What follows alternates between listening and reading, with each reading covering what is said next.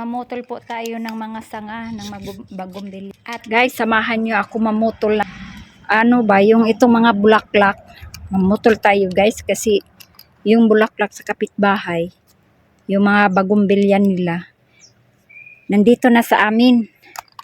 Kaya gusto ko putulan kasi yung pati yung mga bulaklak nila, naglaglagan, nandito sa amin papunta. Ika lang pakit. Ayan oh, bulak ng mga bagumbilya. Ayan, ang dami oh. Nandito sa amin napunta. Ayan oh, pinagwawalis ko na nga. Ayan oh, pinutol ko na. Kaya putulin ko pa yan. Ayan, ang dami oh. Nagliliparan dito sa amin papunta yung mga bulak ng bagumbilya. Kaya ayan, ang dami oh. Kaya ngayon, puputulan ko pa yan. Nagputol na ako niyan. Pero puputulan ko pa talaga. Yung nandito sa amin. Kasi nag-ano na siya sa pader eh. Maganda pa naman sana, kaso lang nandit yung ano lang, sumubra na ano sa pader. Kaya putulan natin guys. Samahan nyo ako magputol. Dati dito ako nagputol o pinutol na talaga ni Habi. Kaya ayan, nagputol na ako. Inumpisahan ko na nagputol. Inumpisahan ko na yun nagputol guys. Ayun oh, pinuputulan ko doon. Ayan. Putulan na natin yan oh. Nagsusubra na kasi. Ayan oh. Pinutol ko na yung iba. Tapos ayan pa. Pinutol ko na rin yung iba dyan. Ayan oh. Mayroon pa. Kaya putulin ko muna yan. Kaya samahan niyo ako magputol. Yan nga. Nagputol na nga ako. Tinapon ko na doon oh. Ayan konti. Ayan. Ito. Putulin ko muna ito kaunti oh. Ayan, nanubra. Kasi ang daming bulaklak. Ngayon guys, umpisahan na natin magputol ng mga sanga ng mga bagumbilya.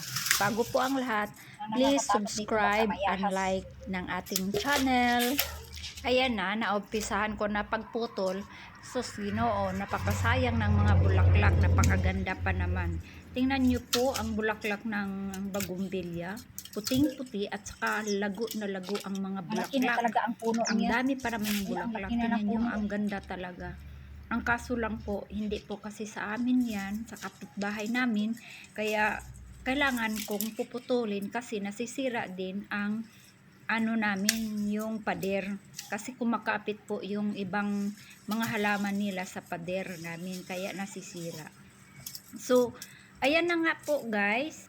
Kahit nang hinayang ako sa mga bulaklak, talagang wala ako pong magagawa.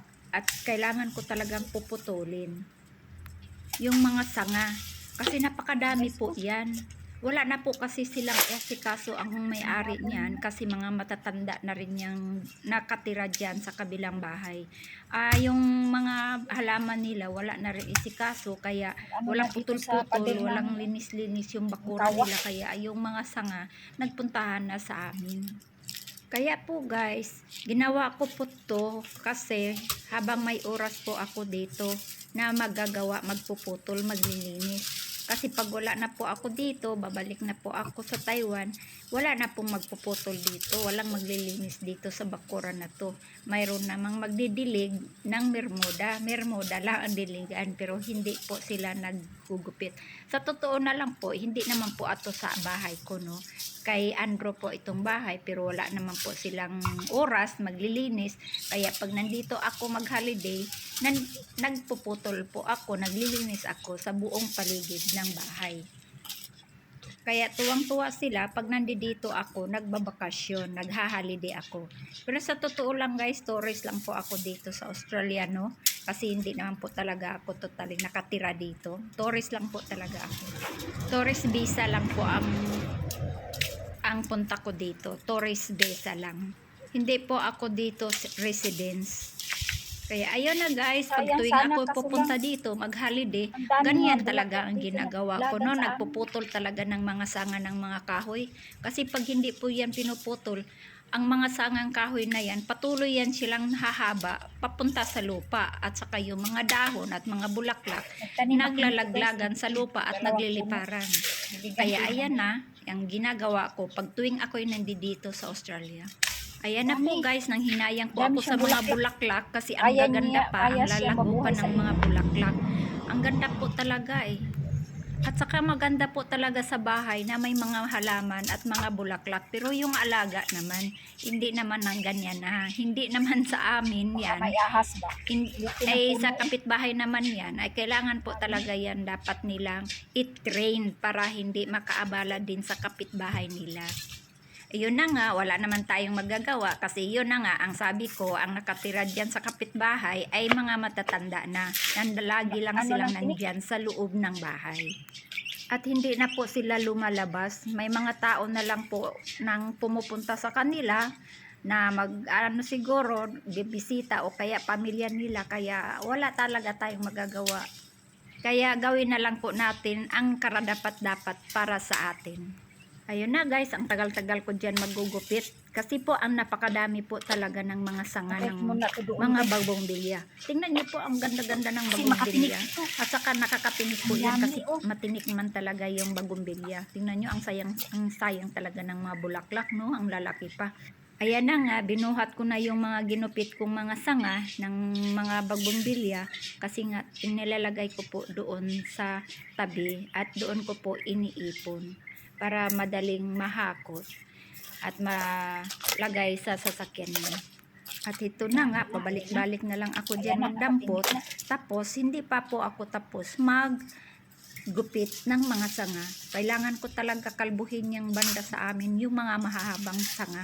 Kailangan ko po talaga tanggalin. Tuwing sanga, mayroon. Ayun na nga guys, ginugupit-gupit ko pa nga yung mga sanga niyan at nililipat ko rin. Nagtatanim din ako doon sa harap ng kalsada, hindi kalsada ha, dito sa may gilid lang ng pader, pero sako pa rin dito sa bahay. Ang tagal ko nga yung naputol lahat eh, kasi napakadami talagang mga sanga, no? Parang gusto ko na nga sanang susuko dyan magputol kasi natitinik din ako kasi ang lalaki ng mga tinik ng bagongbilya na yan. Malago kasi yung bagongbilya na yan eh. Malaki na pati ay yung puno niya, isang puno lang po yan, pero ang lago-lago niya. At saka lumalaban po siya sa iit, kaya ang ganda po ng halaman na yan. Yan, dito na oh. Putulan pa natin yan oh, dyan oh. Pinutulan ko na oh. Na. Mayroon pa. Pero sayang sana maganda pa naman ang ano, kaso lang maging marumi dito sa amin. Kasi yung mga dahon niya, mga tangkay nandito sa amin napuntahan. Ayan na guys, tapos na po ako nagugupit sa bagongbilya, pero mayroon pa talagang kaunti, no? Dapat pa talaga gugupitin. Kasi pag hindi yan gugupitin, yan guys, inurong ko muna yung camera natin, no? Kasi halos wala na kayong makikita. Kaya ayan guys, gugupitin ko pa yan ng puti na bulaklak. Kailangan yung mga naiiwan dyan kaunti, kailangan ko pa yan gupitin talaga lahat bago ako dyan lilipat dyan sa may mga kulay green at orange na bulaklak. Tingnan nyo po ay nahirapan po ako magugupit yan kasi ang lalaki po ng mga sanga ng bagongbilya at saka matinik po kaya yan. Tingnan nyo ang gaganda ng bulaklak oh. Kung sa amin pa lang yan, natitrain ko na yung na yan, mga puno na yan, para hindi ganun kalabong o kahaba yung mga sanga niya at gumaganda lalo ang mga bulaklak. Alam nyo po ba, kalahating oras na ako dyan naggugupit na hindi pa ako natatapos. Tingnan nyo ang gaganda ng bulaklak guys. Ingit ako sa bulaklak pero wala po ako magawa kasi hindi po sa amin. Kung sa amin pa lang yung puno na yan, natitrain na yan ng maayos, hindi lang ganyan kadami yung bulaklak niyan, at saka hindi ganyan na pangit ang mga sanga, kasi magulo ang sanga niya, kasi wala na nga alaga. Alam ba niyo yan na matagal ako, mga ilang oras na ako dyan, mga 1 hour na ako dyan nagugupit, mula doon sa dulo papunta dyan. 1 hour na po ako nagugupit dyan guys. Hindi lang po kasi ang bagongbilya ang ginugupit ko dyan, kung hindi marami pa pong mga halaman na gumagapang sa pader. Katulad ng nasa harap ko, kulay orange. Iyan po, gumagapang po yan, mga puno na yan. At saka malalaki din po ang puno niya. At bukod dyan, humahaba din ang mga sanga niya. Gumagapang pa yan, papunta doon sa taas ng punong kahoy, gumagapang po yan. Ngayon guys, sinatsagaan ko talaga pagputol, no, hanggat matapos ko siya, pero natapos ko talaga pagputol ang mga bagumbilya ng mga sanga ng bagumbilya. Ano ba yan? Nagbulol-bulol na ako. Basta bahala na guys, makikinig kayo, makikita ng aking video. Pasensyahan niyo guys. Kasi po, hindi po ako perfecto, no, magsalita. Bulol-bulol talaga tayo minsan guys, no, kasi Bisaya po kasi ako guys Kaya nahirapan ako magsalita ng diretso-diretso Bisaya. Hindi ko po alam kung anong gagamitin kong salita, Bisaya o Tagalog guys. Minsan may mahaluan ko pa ng Taiwanese, pero siyempre guys, hindi naman tayo mga foreigner, Pilipino po tayo. Talagang magtagalog o Bisaya tayo kasi para maintindihan tayo ng kapwa natin Pilipino. Kaya pasensyahan ninyo guys, nabubulol na ang lola ninyo ha. Ay, hindi pa pula ako lola, ate pa lang. So, kaya nga yan guys, ayun na nga. Ayun, talagang sinisimot ko talaga yung malalaki ng sanga ng mga bagumbilya. Kasi ayaw ko po yung tumutubo sila ulit. Kung tumubo man, matagal pa. Kailangan ko talaga siyang gupitin guys habang nandito pa ako. Kasi pauwi na po ako ng Taiwan. Kaya habang nandun pa ako sa Taiwan, pagbalik ko dito, kung humahaba man sila, hindi gaanong marami at saka hindi gaanong kahabaan na katulad ngayon sa pagputol ko. Nahirapan talaga ako nagputol guys, no? Kasi sa hahaba ng mga sanga ng mga bagumbilya at saka yung mga kahoy, mga kung ano-ano pa mga halaman dyan na gumagapang sa pader.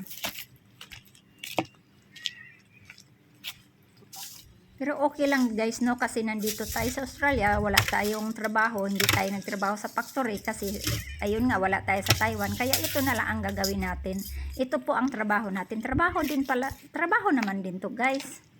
Nabulol na naman ang ate ninyo guys. Okay lang, pasensyahan na lang ninyo ha. Iyan na Ayan naman na ang guys, puputulan nakita natin. ninyo, gumagapang na yung ibang mga halaman sa pader namin. Yun po ang nakakakasira din sa pader namin. Kasi yung pader namin na yan, hindi po yan pader na bato, masimento, hindi po. Ano lang po na pader yan, yung makakapal na yero. Ayan na naman ang puputulin natin guys. Umpisahan na naman natin yan sa pagputol. Kasi yun na nga, ang sinasabi ko, gumagapang talaga yung mga halaman na yan, no? Birth time, time of birth. Time of beer. Time of getting fresh. I just Refresh. cutting there because that is the very Yeah, this thing's getting all over this. yeah. It's a nice little ground Yeah. cover. Tomorrow I will clean and cover. That one there is Yeah. in the outside.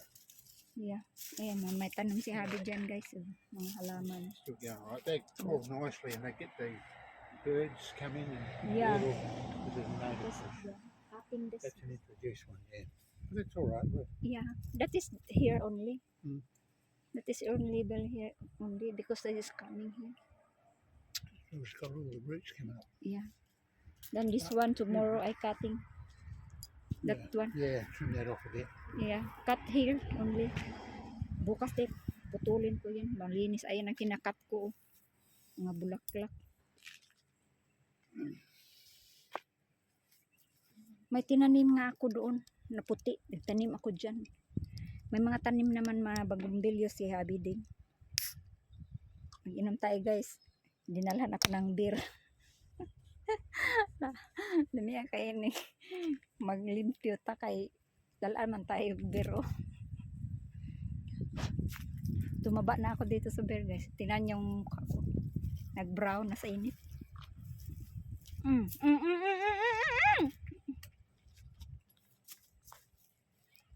Matutumba na yung kanyang beer. Ayan guys, may tuno ko na. Nakita na naman ako doon. May tinatanim din sabi doon. Diniligan.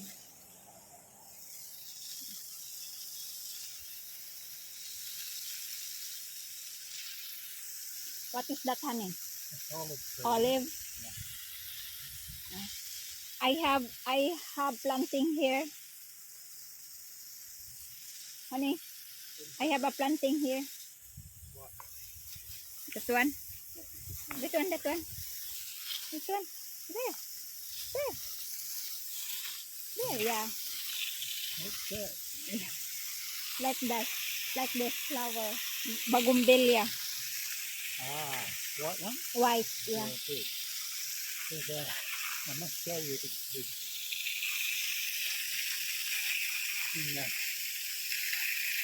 I bought what they call the hormone today. The white powder or a hardwood like that Yeah. as a liquid.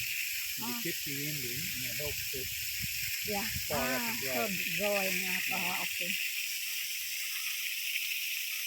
That is, what is that? That is flower? Ganda guys, oh. It's called jade. Cold jade? Jade, Jade? jade, yeah. Cold jade daw yan guys. Tingnan nyo, oh. You get wealthy, but it's just the reason why it's so good in dry weather, it doesn't need much water and it survives. It's so real, you know. That is survive? Yeah. Oh. Yeah, I just broke a bit off Yeah. And bagol, and put them in the ground. oh, then this one also Yeah. survive for the heat. Makasurvive sila sa init guys. Itong mga ganitong halaman kaya ang daming halaman si Abby ng ganito. At saka bagumbelya, ayan ang mulaklak. These ones have got a dripper on. When I've got the leafage down, Ah, to get the back there, getting some moisture to it. So yeah. it's getting Then ayan oh, yun naman pink na pink. Ito naman ano lang na pagka pink. Tapos may tinanim pa ako dito oh, pinaghalo ko oh. Pinaghalo ko ang pink at saka white yan oh. Tinanim ko lang ngayon. May tinanim si Abby dito na white din. Ayan. Ay! Sinabuyan na naman niya ako tubig oh.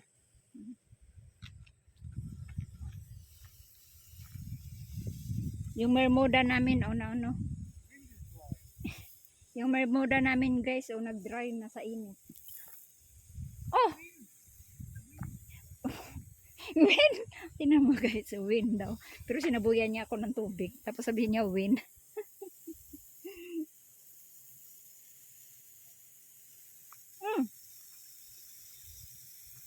Honey, they put the water this one. Green grass. That is dry. Ayan guys, nabulol na naman si ate ninyo guys. Pero pasensyahan na ninyo at bulol naman talaga ako guys eh.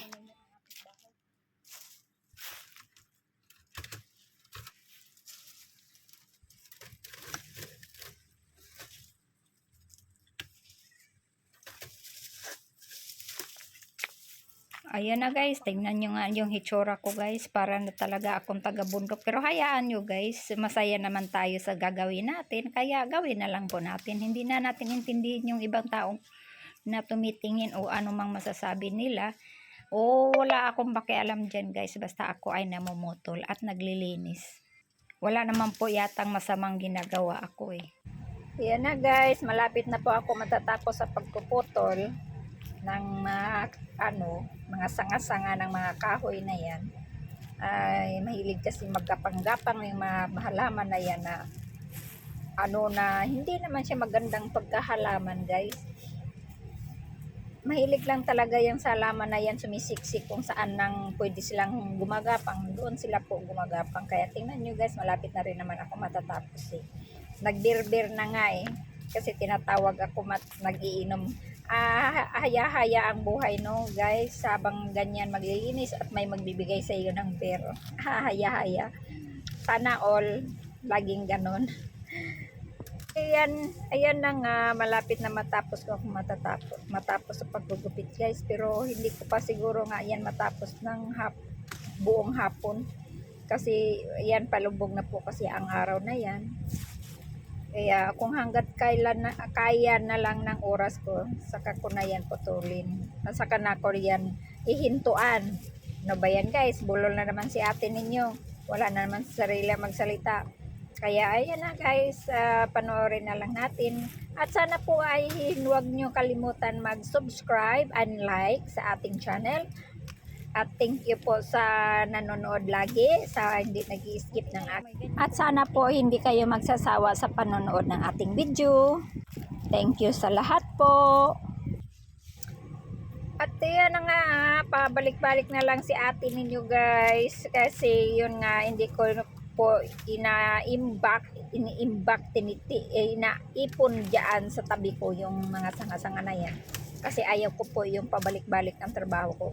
Gusto ko po kasi isahan lang guys. Ayaw ko yung balik, tapos sa ano na naman tayo balik, ganon, parang nag-aksaya ako ng oras. Kaya ang ginagawa ko, tuwing nagpuputol ako, dinadala ko na doon sa isang ipunan ko, para isang trabaho na lang po guys.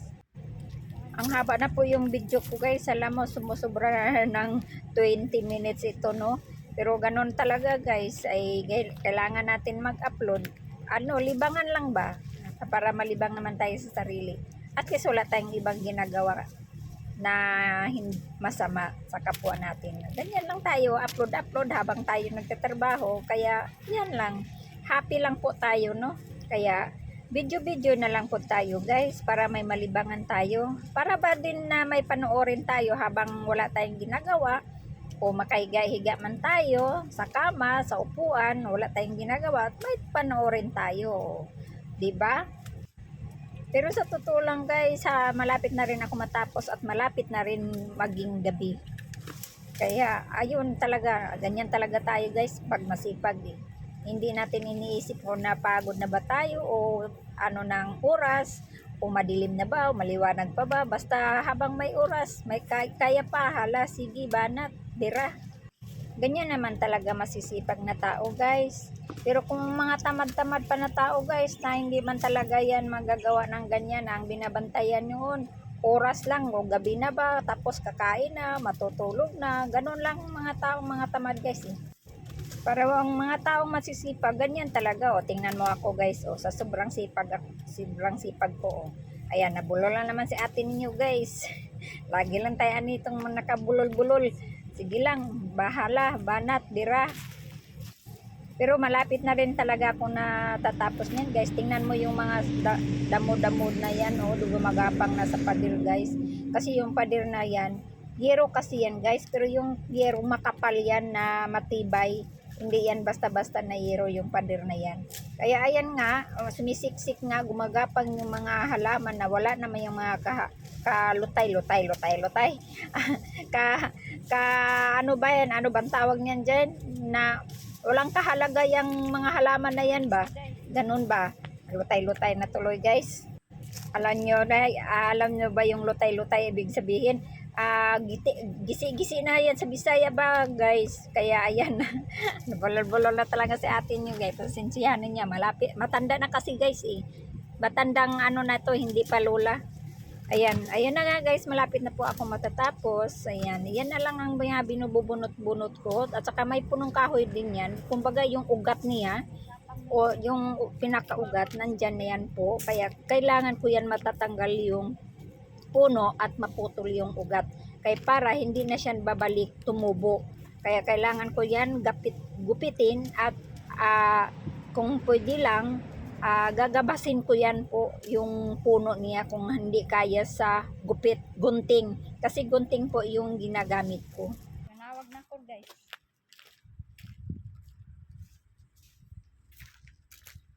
Bukas na naman yan. Tinawag na.